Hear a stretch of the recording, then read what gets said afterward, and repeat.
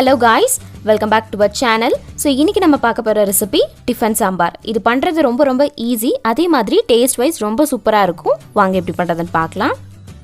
First ஒரு பவுல்ல 1/2 cup தூரம்பருப்பு சேர்த்துக்கோங்க. 1/4 கப் பாசிப்பருப்பு சேர்த்துக்கோங்க. தூரம்பருப்பு அதிகமாக இருந்தால் தான் டேஸ்ட் ரொம்ப நல்லா இருக்கும். இப்போ அதில் தண்ணி சேர்த்து ஒரு 2-3 தடவை நல்லா வாஷ் பண்ணி எடுத்துக்கோங்க. இப்போ இந்த பருப்பு நல்லா வாஷ் பண்ணி எடுத்தாச்சு. இப்போ இதை ஊற வைக்கிறதுக்கு தேவையான அளவுக்கு தண்ணி சேர்த்துக்கோங்க. தண்ணி சேர்த்ததுக்கப்புறமா ஒரு 20 நிமிஷம் மட்டும் இந்த பருப்பை நல்லா ஊற வச்சுக்கலாம். பாருங்கள், பருப்பு நல்லா ஊறிடுச்சு.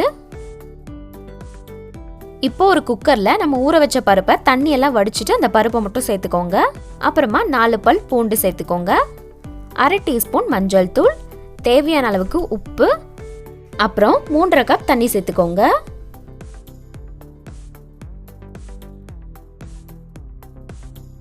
இப்போ இதை க்ளோஸ் பண்ணி ஒரு 3 விசில் விட்டு எடுத்துக்கலாம்.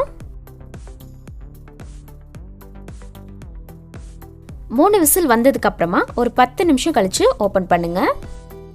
இப்போ பாருங்க, பருப்பெல்லாம் நல்லா வெந்துருச்சு. இப்போ ஒரு கடாயில 3 டேபிள் ஸ்பூன் எண்ணெய் சேர்த்துக்கோங்க. எண்ணெய் சூடானதும் 1/2 டீஸ்பூன் கடுகு சேர்த்துக்கோங்க. கடுகு நல்லா வெடிச்சு வந்ததும் 1/2 டீஸ்பூன் வெந்தயம் சேர்த்துக்கோங்க. இப்போ இது எல்லாத்தையுமே நல்லா கலந்து விட்டுறலாம். ஒரு மீடியம் சைஸ் பெரிய வெங்காயத்தை சின்னதாக கட் பண்ணிட்டு சேர்த்துக்கோங்க. இப்போ இதை நல்லா ஒரு 30 செகண்ட் வதக்கி விட்டுக்கோங்க. அப்புறம் ஒரு கொத்து கருவேப்பிலை இதையும் சேர்த்துட்டு நல்லா வதக்கி விட்டுக்கோங்க. இப்போ 1/2 டீஸ்பூன் பெருங்காயத்தூள், 1/2 டீஸ்பூன் மஞ்சள் தூள், தேவையான அளவுக்கு உப்பு சேர்த்துக்கோங்க. இப்போ அந்த மஞ்சள் தூளோட பச்சை வாசனை போகிற வரைக்கும் நல்லா வதக்கி விட்டுக்கலாம். அப்புறமா 4 பல் பூண்டும் சேர்த்துக்கோங்க.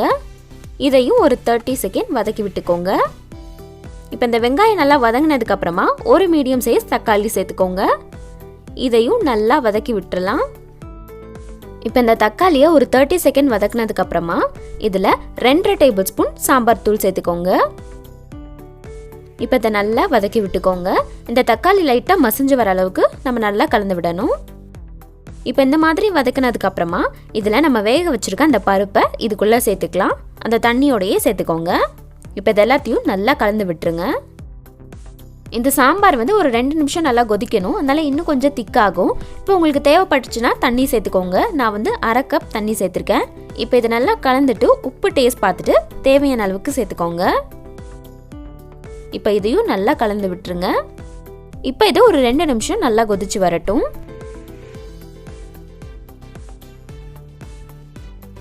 பாருங்க, சாம்பார் நல்லா கொதிச்சிருச்சு. இப்போ இதெல்லாம் நல்லா கலந்து விட்டுறலாம். அப்புறம் கொஞ்சமாக கொத்தமல்லி தலையும் சேர்த்துக்கோங்க. சேர்த்துட்டு இதையும் நல்லா கலந்து விட்டுறலாம். உங்களுக்கு சாம்பார் தண்ணியாக வேணும்னா இந்த ஸ்டேஜ்லேயே நீங்கள் ஸ்டவ் ஆஃப் பண்ணிடலாம். பாருங்கள், கொஞ்சம் நல்லா தண்ணியாக இருக்குது. அப்படி இல்லைனா உங்களுக்கு கொஞ்சம் திக்காக வேணும்னா ஒரு 5 நிமிஷம் நல்லா கொதிக்க வச்சுக்கோங்க. நான் ஒரு 5 நிமிஷம் நல்லா கொதிக்க வச்சுருந்தேன். இப்போ பாருங்கள், இன்னும் நல்லா திக்காயிடுச்சு. எந்த மாதிரி வேணுமோ அந்த மாதிரி பண்ணி எடுத்துக்கோங்க. அவ்வளோதான்.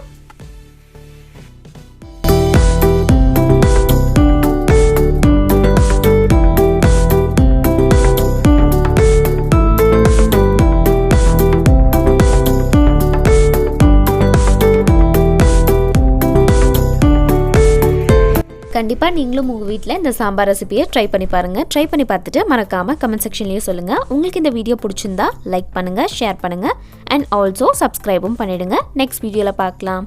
பாய்.